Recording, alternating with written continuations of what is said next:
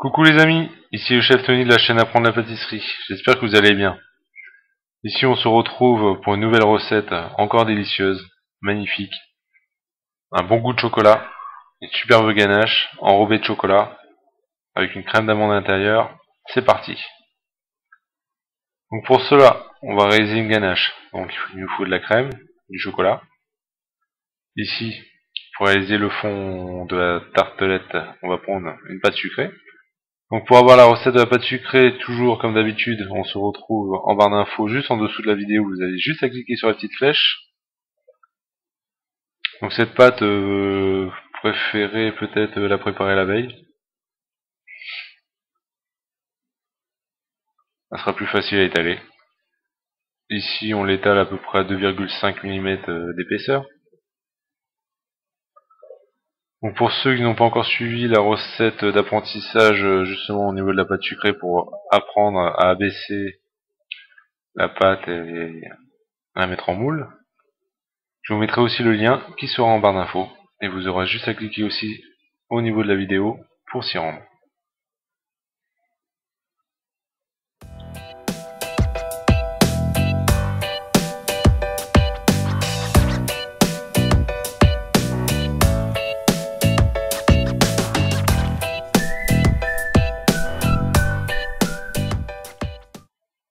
Donc je pique comme d'habitude la pâte, pour avoir une cuisson uniforme.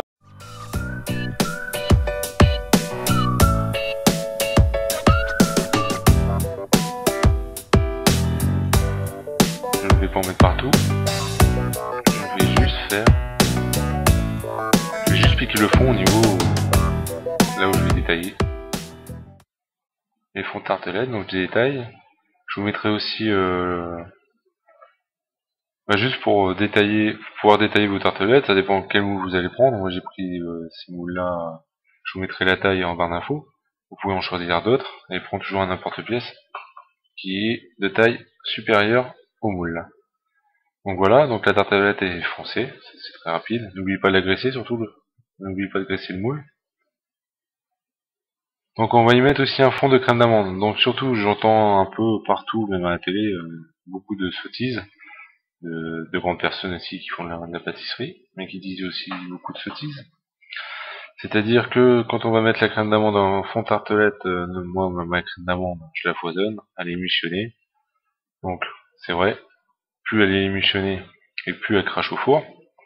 Et plus elle crache au four, et plus vous obtenez aussi une crème d'amande plus légère. Donc si elle est plus légère, elle est plus digeste, et elle est meilleure, elle est moins compacte. Donc surtout, la seule astuce qu'il faut, et c'est un enfant de 4 ans pourrait le faire, et le comprendre, c'est qu'au lieu de remplir votre tartelette entièrement, et que ça se sauve un peu partout, il suffit juste d'en mettre un peu moins, en sachant que ça va cracher au four, tout simplement. Donc voilà, donc on remplit aux 3/4 à peu près. Et en le remplissant en 3/4, ça fait comme la tarte aux poires, je les avais remplis aussi aux 3/4, et ça va atterrir tout en haut de la tarte, et ici de la tartelette. Donc voilà, donc on a vu, là j'ai cuit mes fonds de tartelette à peu près pendant 12 minutes au four à 170 degrés. Voilà, un petit peu plus avec la crème d'amande, à peu près 15 à 16 minutes. Ma ganache, on l'a vu juste avant, elle est préparée. Une fois que ça a bouilli, on la verse au chocolat, vous la mélangez.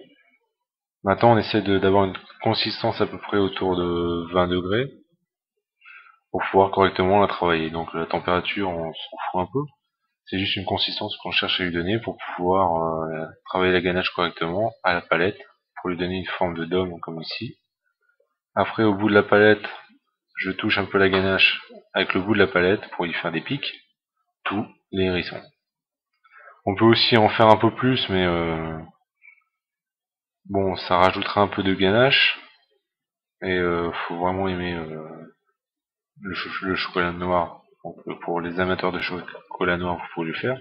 C'est tout simplement prendre une poche avec une douille, une petite douille, et faire les pics vous-même, et vous en obtiendrez plus.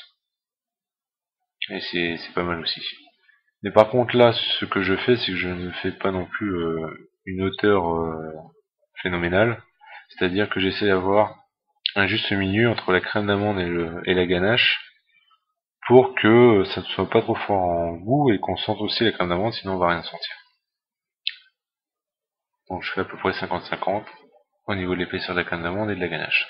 Donc ensuite on va la tremper dans un mélange de chocolat noir et d'huile. On peut aussi rajouter un peu de pâte à glacer. Donc avec la recette de la pâte à glacer, c'est à peu près 200 g de chocolat noir avec 200 g de pâte à glacer et 50 g d'huile. Ici je mets que du chocolat noir avec de l'huile. Il n'y a pas beaucoup de différence.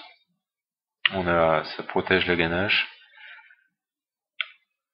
Notre appareil est bien liquide. Et ça permet de bien tremper les hérissons.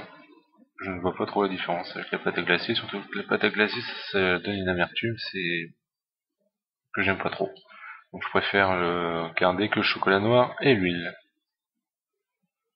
Donc l'huile, on peut prendre de l'huile ordinaire. Vous pouvez aussi prendre de l'huile d'amande pour varier un peu les goûts. Comme vous voulez, comme vous souhaitez. Donc je trempe au niveau de la ganache, je pique mon fond de tartelette à l'aide d'un couteau. Vous pouvez prendre aussi une fourchette, comme vous le souhaitez. Je le trempe, je l'égoutte et je le repose.